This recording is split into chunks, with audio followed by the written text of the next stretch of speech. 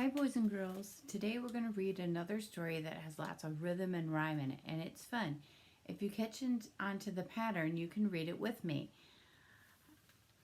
The author uses words like snarl, yelled, roar, huff, puff, sang, snorted to have the animals communicate to the boy how they're feeling. Now, many of those words are words that are loud words. So be thinking about that as we read the story together. And finally, the last thing that I want you to think about as we're reading is the order of the story, how things happen, because later today you're going to retell the story. And boys and girls, that's an important skill to have in reading. It shows that you have understanding of the story. So be thinking about how things happen and when they happen as we read together so that you will be able to retell the story. Of course, if you want to go back and listen to the video again to get things fresh in your head, you certainly can do that too. So the story that we're going to read together is called Sitting Down to Eat.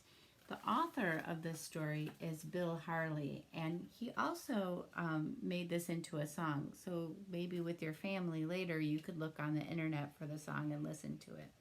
And the pictures are by Kitty Harville. Remember, the pictures are, the person who makes the pictures is called the, do you remember? Illustrator. And the person who writes the story is called the author. Right, here we go. Sitting down to eat.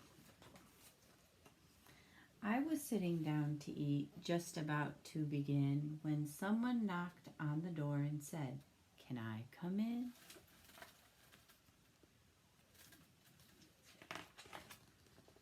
When I opened the door, what did I see? It was a great big elephant looking at me.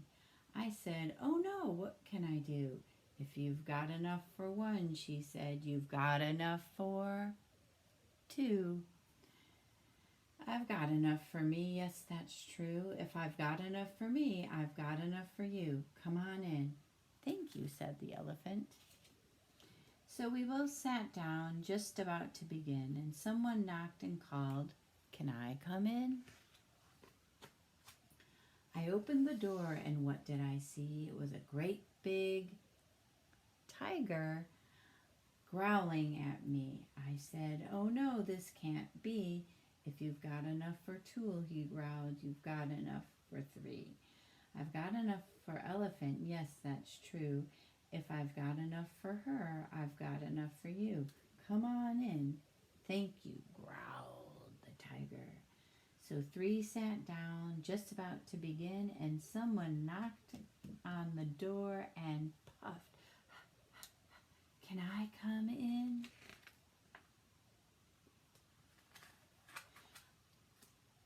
When I opened the door, what did I see? It was a big brown bear huffing at me. I said, "Oh no, not one more." "If you got enough for three," she huffed, "you've got enough for four." "I've got enough for elephant and tiger, that's true. If I've got enough for them, then I've got enough for you. Come on in."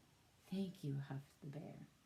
Now four sat down, just about to begin, and someone knocked and snarled, "Can I come in?"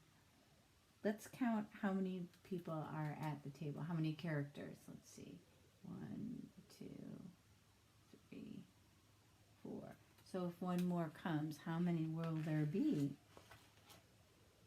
What kind of animal might snarl? What do you think?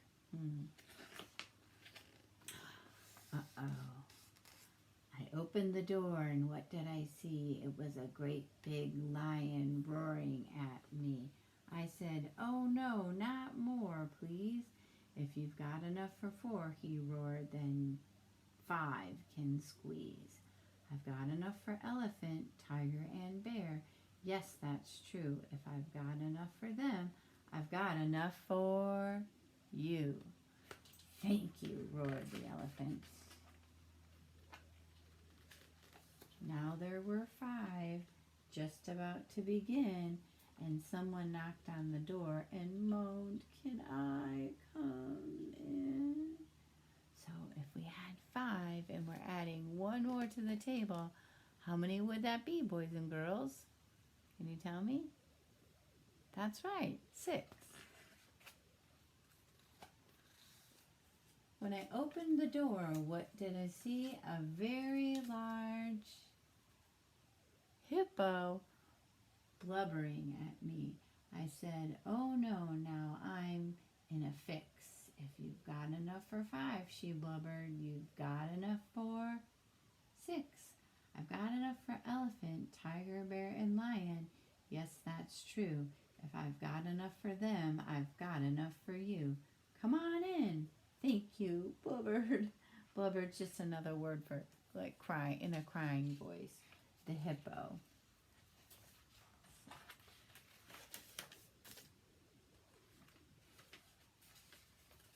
Now we were 6, just about to begin, and someone knocked and yelled, "Can I come in?"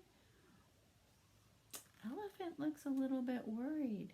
Why do you think he might be worried? I opened up the door, and what did I see? A big rhinoceros snorting at me. "Oh no," I said, "where will I sit?" "If you've got enough for 6, he snorted, "then 7 will fit. I have enough for elephant, tiger, and bear, lion, and hippo. Yes, that's true. If I've got enough for them, then I've got enough for you. Come on in."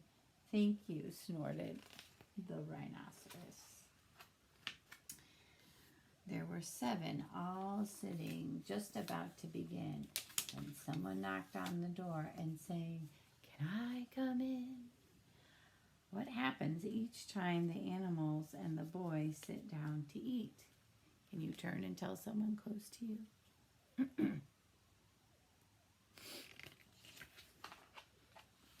When I opened up the door, what did I see? A big blue whale spouting water at me.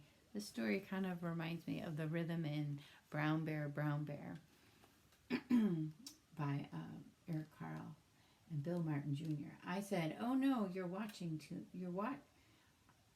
I know." I said, "Oh no, you're much too late. If you've got enough for 7, she spouted, you've got enough for 8. I've got enough for elephant, tiger, and bear, lion, hippo, and rhino too. If I've got enough for them, then I've got enough for you. Come on in."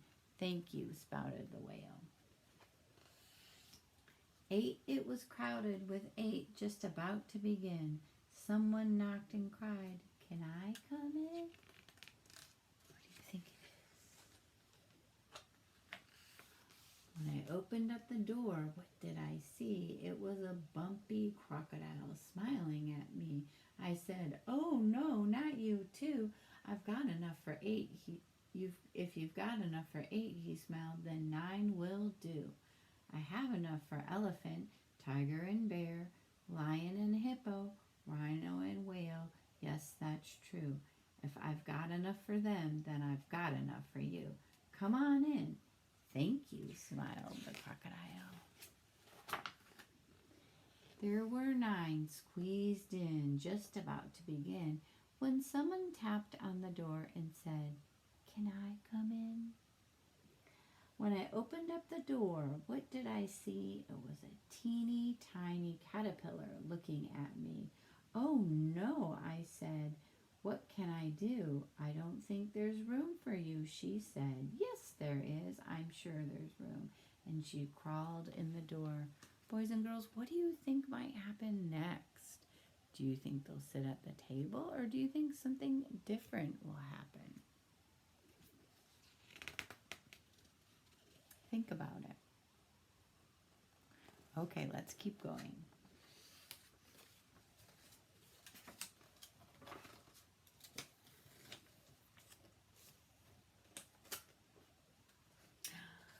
And the house went boom.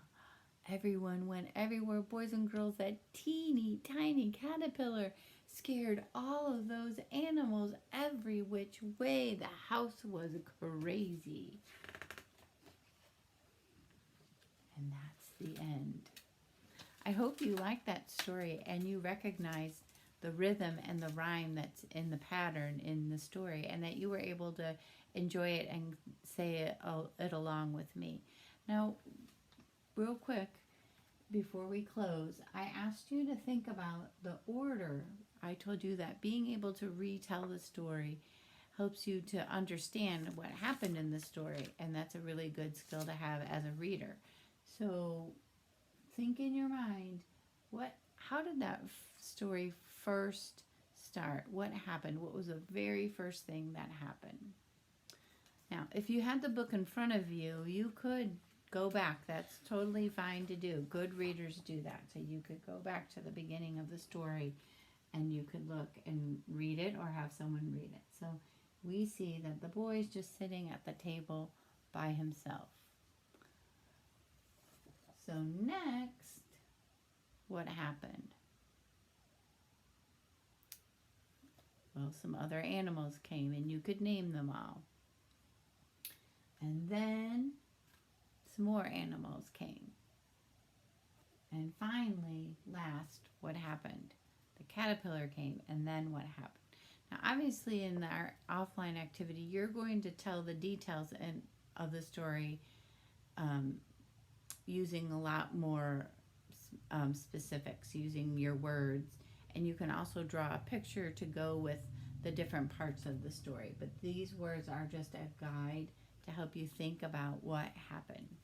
I hope you liked this story and you're looking forward to our next story in our rhythm and rhyme group.